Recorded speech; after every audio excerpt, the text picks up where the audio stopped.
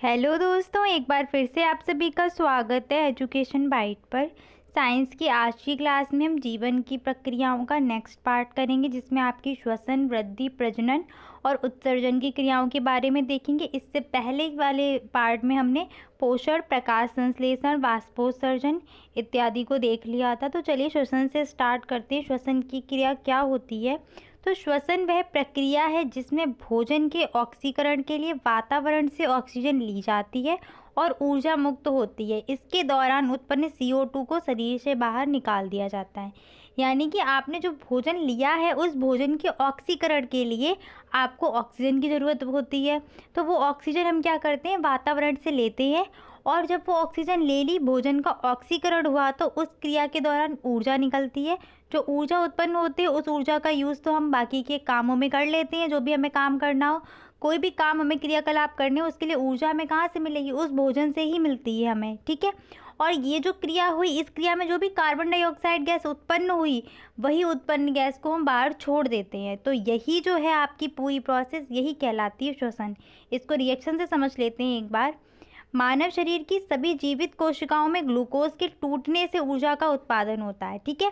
Glucose यानी कि जो भोजन होता है, उसमें जो ग्लूकोज होता है, ठीक है। तो ग्लूकोज का फॉर्मूला, कुछ छोटे छोटे फॉर्मूले हैं जिनको अच्छे से आप लोग याद कर लेना। जैसे ग्लूकोज हो गया, ऐसी केमिस्ट्री में आपका जब आगे चैप्टर आएगा तो उसमें खाने का सोडा, नमक, जल इत्यादि के जो फॉर्मूले छोटे छोटे हैं तो पूछ लिए जाते हैं आपसे। तो ग्लूकोज का याद रखना, C6H12O6 होता है ग्लूकोज का फॉर्मूला, ठीक है। तो ये जो ग्लूकोज होता है, इसका ऑक्सीकरण करने के लिए ऑक्सीजन चाहिए। वो ऑक्सीजन हमने वातावरण से ले ली, ठीक है। उस ऑक्सीजन के साथ ग्लूकोज की क्रिया होगी, ऑक्सीकरण होगा, तो क्या बनेगी? कार्बन डाइऑक्साइड गैस बनेगी, जल बनेगा और ऊर्जा मुक्त होगी। इस ऊर्जा से हम क्या करते हैं? अपने बाकी के काम कर लेते हैं। और ये जो CO2 गैस उत्पन्न हुई है, इसको हम बाहर निकाल देते हैं। तो यही पूरी क्रिया जो हो गई, ऑक्सीजन को लिया, अंदर जाके उसका ग्लूकोज का ऑक्सीकरण हुआ है, उससे ऊर्जा उत्पन्न हुई, और जो कार्बन डाइऑक्साइड गैस उत्पन्न हुई है, उसको बाहर निकाल दिया। ये पूरी क्रिया ही कहलाती है श्वसन की क्रिया, ठीक है। अब जो श्वसन की क्रिया है, ये 2 चरणों में पूर्ण होती है। पहला है आपका बाह्य श्वसन और दूसरा होता है आंतरिक श्वसन, ठीक है। तो बाह्य श्वसन के अंतर्गत आपका क्या आता है? वायुमंडल से ऑक्सीजन को ग्रहण करने के लिए जीव जंतु श्वसन अंगों का यूज करते हैं, यही आपका बाह्य श्वसन है, ठीक है। बाह्य श्वसन की जो क्रिया है, 2 चरणों में पूर्ण होगी। पुनः से एक होता है आपका श्वासोच्छ्वास यानी कि ब्रीथिंग, और दूसरा होता है गैसों का विनिमय यानी कि एक्सचेंज ऑफ गैसेस, ठीक है।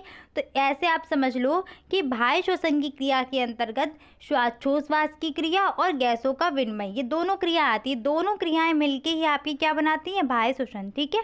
अब श्वासोच्छ्वास क्या होता है, ब्रीथिंग क्या होता है, तो इसको देख लेते हैं। श्वासोच्छ्वास की क्रिया में क्या होता है? वातावरण से श्वसन मार्ग द्वारा या श्वसन अंग द्वारा, जैसे नाक हो गई, ठीक है, तो श्वसन अंग द्वारा हम वायु का प्रवेश करना और उसके ही द्वारा बाहर निकलना, वायु का बाहर निकलना। अब वायु में आपकी कौन सी निकलेगी? आप समझ गए। प्रवेश कौन करेगी? ऑक्सीजन। बाहर कौन निकलेगी? कार्बन डाइऑक्साइड, ठीक है। तो यही बाहर प्रवेश करना और बाहर निकलना, पूरी प्रोसेस ही कहलाती है आपकी ब्रीथिंग, ठीक है। हमने सांस ली अंदर, ठीक है, और वो जब बाहर निकली तो वो आपकी जो दोनों मिलके बनाएंगी श्वासोच्छ्वास, ठीक है। अब इसको भी 2 पार्ट में डिवाइड कर दिया। जब हम सांस अंदर लेते हैं, वायु को अंदर लेते हैं, तो वो आपकी कहलाती है निःश्वसन, यानी कि वातावरण से वायु का शरीर में प्रवेश करना क्या कहला है? निःश्वसन। और CO2 युक्त वायु का बाहर निकलना, ठीक है, वो आपका कहलाता है उच्छ्वास, ठीक है। तो निःश्वसन और उच्छ्वास दोनों मिलके आपकी क्या बनाती है? श्वासोच्छ्वास, ठीक है। तो देखिए नेक्स्ट आते हैं गैसों के विनिमय पर, यानी कि गैसों की अदला बदली, ठीक है। विनिमय का मतलब क्या होता है? अदला बदली। O2 गई, बाहर कौन निकली? CO2, अदला बदली हो गई ना। तो वही है श्वसन अंगों से पहुंची वायु और रक्त के बीच, ठीक है। श्वसन अंग से क्या पहुंची? वायु अंदर गई, और रक्त के बीच क्या होगा? विनिमय होगा गैसों का, ठीक है। तो ऑक्सीजन व CO2 यानी कि कार्बन डाइऑक्साइड, यहाँ ब्रैकेट लगा लेना, कार्बन डाइऑक्साइड का विनिमय होता है, यही क्या है? गैसों का विनिमय है, ठीक है। नेक्स्ट आते हैं आंतरिक श्वसन पर। तो आंतरिक श्वसन में क्या होता है? कोशिकाओं में ग्लूकोज के ऑक्सीकरण द्वारा CO2 व जल बनता है और ऊर्जा भी उत्पन्न होती है। यही आपका क्या है, आंतरिक श्वसन है। ठीक है, अंदर हुआ, कोशिकाओं में हुआ। ठीक है, और इस क्रिया को हम कोशिकीय श्वसन भी बोलते हैं। अगर आपसे श्वसन की क्रिया बोलने को लिखने को आए तो आप इसको लिखेंगे, और अगर केवल परिभाषा पूछी जा सकती है तो 2 नंबर में आपके पास अगर टाइम बचता है तो आप इसको लिखना, अदरवाइज आप 2 नंबर में जितना भी हो सकता है श्वसन की क्रिया के बारे में लिख सकते हैं। ठीक है, नेक्स्ट आते हैं वृद्धि यानी कि ग्रोथ पर। तो वृद्धि के नाम से ही समझ गए होंगे आप कि क्या, बढ़ना। जैसे मनुष्य होते हैं, जीव जंतु होते हैं। ठीक है, और हाँ, श्वसन की क्रिया आपकी सभी में होती है, जीव जंतुओं में भी होती है, पादपों में भी होती है। ठीक है, क्योंकि श्वसन की क्रिया आपका मेन लक्षण है किसका, सजीव का। ठीक है, सजीव मतलब सजीव जो होंगे, सजीव जगत की सभी चीज़ें क्या है, श्वसन करती हैं।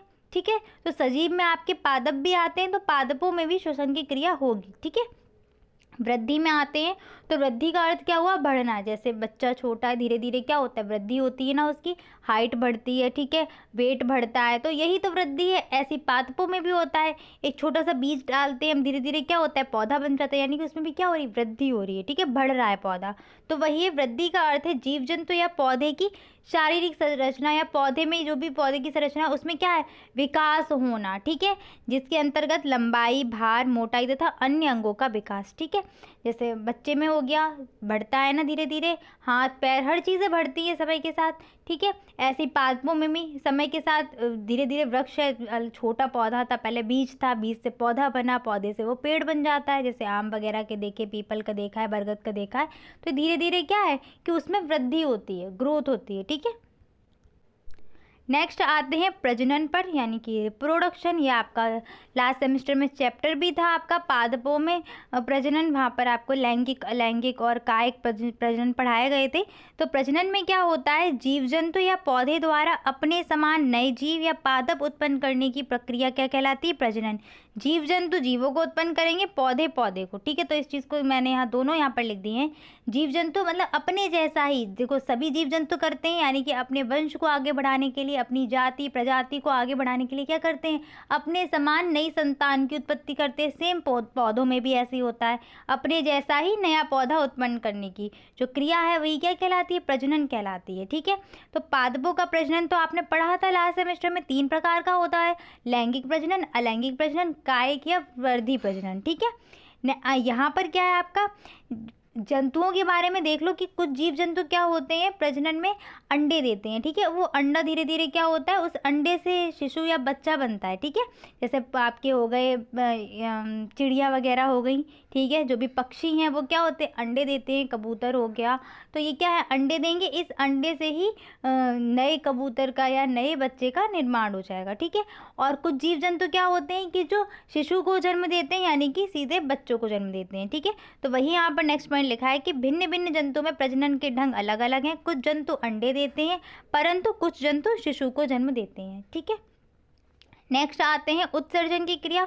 तो उत्सर्जन की क्रिया, ये जो मैंने आपको पोषण की क्रिया पढ़ाई थी, वहीं पर आपका लास्ट में आता है स्वांगीकरण, और ये सब जो प्रोसेस कराई थी वहीं पर लास्ट में क्या होता है कि जो भी वेस्ट पदार्थ होता है या अपशिष्ट पदार्थ, जिसमें कोई भी पोषक तत्व नहीं होगा, जहाँ से आपको कोई भी उपयोगी चीज़ नहीं मिल रही होगी शरीर को, वही आपका क्या है, बेकार का पदार्थ। ये अगर शरीर में एकत्रित होता रहेगा तो क्या हुआ, काफ़ी सारी बीमारियां उत्पन्न हो सकती हैं।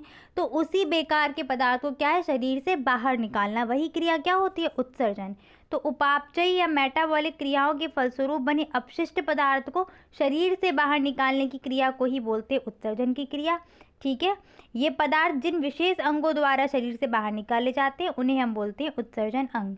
ठीक है, उत्सर्जन अंग का चित्र बनाने को आपका आया हुआ है। तो अभी इसके बाद जस्ट आपका जो चैप्टर है वो पूरा तंत्र है, मतलब शरीर में जितने भी आपको तंत्र बताए गए थे, पाचन तंत्र हो गया आपका, उत्सर्जन तंत्र हो गया, श्वसन तंत्र हो गया। ठीक है, तो ये सारे तंत्र अभी पढ़ने हैं, परिसंचरण तंत्र, ये 4-5 तंत्र आपके बहुत इंपॉर्टेंट है, जिसमें आपका श्वसन तंत्र से श्वसन अंग का चित्र बनाने को आया था, यानी कि फेफड़े का आपका डायग्राम बनाने को आ चुका है, और एक बार आपका आया हुआ है उत्सर्जन अंग का चित्र बनाने को, यानी कि किडनी वगैरह। तो वहाँ पर आपको उत्सर्जन अंग में, मतलब उत्सर्जन अंग है क्या, जो उत्सर्जन में आपके जो भी अंग यूज़ हो रहे हैं, श्वसन में अंग आपके कौन से, जो श्वसन की क्रिया में जो भी अंग यूज़ हो रहा होगा आपका, तो वहीं आपके डायग्राम एक आध बनाने को आए हुए हैं एग्जाम में।